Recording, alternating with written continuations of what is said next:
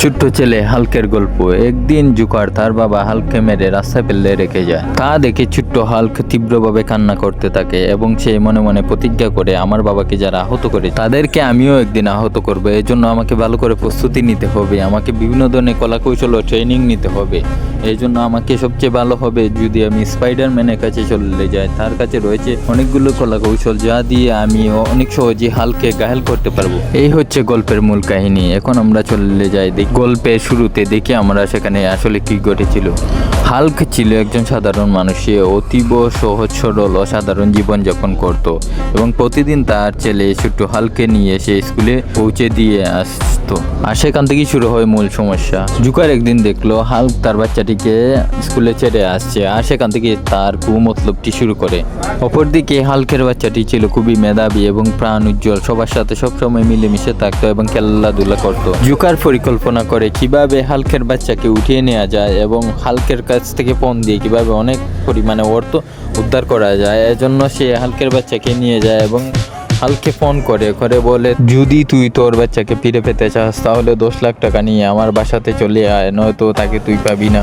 ঠিক তখনই হাল্ক সে রাগে ফেটে পড়ে এবং জুকারের বাড়ির দিকে যেতে শুরু করে এবং সামনে যা কিছু পায় সব কিছু ভেঙে চুরে দিয়ে সামনের দিকে এগাতে থাকে, কারণ তার মিশন একটাই, তার বাচ্চাকে যেভাবে হোক সে উদ্ধার করতে হবে। কিন্তু অন্যদিকে জুকার হাল্ককে আটকানোর জন্য বিভিন্ন ধরনের পরিকল্পনা করে এবং বিভিন্ন ধরনের ফাঁদ পেতে রাখে এবং কলাকৌশল করে তাকে আটকানোর চেষ্টা করে।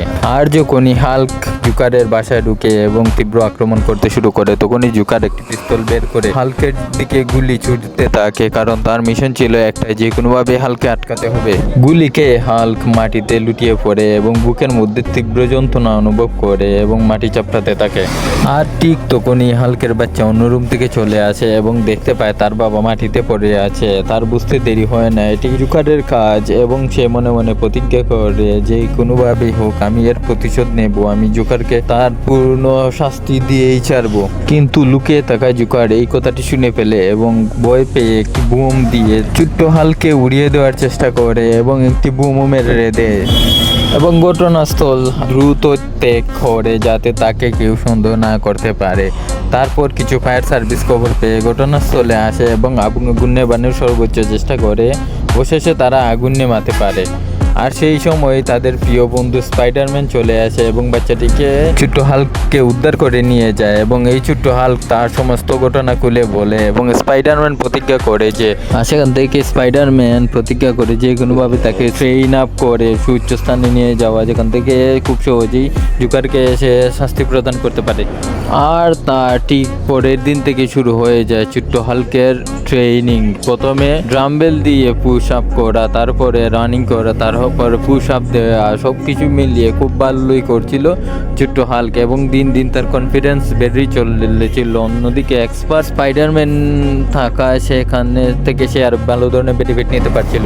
আর এর কিছুদিনের মধ্যেই হাল্কটি বড় বড় ড্রাম্বেল মারতে শুরু করে এবং তার মাসেলগুলো খুব দ্রুতই গ্রো করতে শুরু করে। কিন্তু স্পাইডারম্যান তাকে আরো বেশি বেশি করে উৎসাহ দিতে শুরু করে।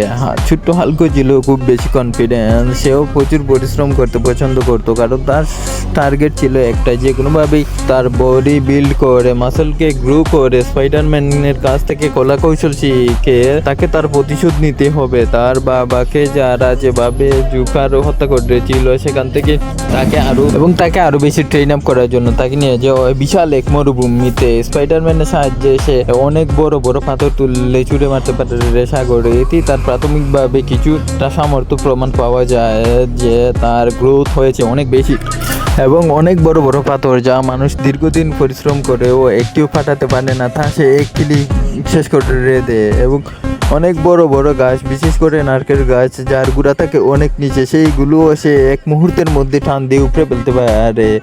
প্রাথমিকভাবে বোঝা যাচ্ছে যে হাল্কের বডি খুব ভালোই গ্রোথ করছে এবং সে ভবিষ্যতের জন্য প্রস্তুত করছে তার নিজের বডিকে। আর অন্যদিকে জুকার শহরে গিয়ে বিভিন্ন ধরনের বাইক স্ট্যান্ড করে থাকে এবং অনেক মজা করতে এবং আনন্দের দিন কাটাতে থাকে। সে মনে করে হাল্ক এবং তার বাচ্চাকে শেষ করে দিয়েছে, কিন্তু আসলে এই বিষয়টা শেষ হয়নি, সে কোনোভাবেই বুঝতে পারেনি। জুকার একটি মহলে ঢুকে একটি মহিলা স্বর্ণের চেন নিয়ে পালিয়ে যায় এবং সে মনে করে তাকে কেউ কখনো ধরতে পারবে না। অন্যদিকে পুলিশ তাকে হন্য হয়ে খুঁজতে থাকে এবং এক পর্যায়ে তাকে পেয়ে যায় এবং তাকে তাকে তাড়া করতে থাকে। দীর্ঘ সময় তাড়া করার পরে পুলিশ যখন ধরতে ব্যর্থ হয় তখনই হাল্ককে পুলিশ ফোন করে এবং জোকারকে আটক করার জন্য তাদেরকে সাহায্য করার কথা বলে। আর ঠিক তখনই হাল্ক চলে আসে এবং রাস্তার মধ্যে এক ধরনের পেরেক গেড়ে জোকারের মোটরসাইকেলকে আটকে দেয় এবং জোকারকে পুলিশে ধরিয়ে দেওয়ার জন্য জোকারের উপর আক্রমণ করতে থাকে।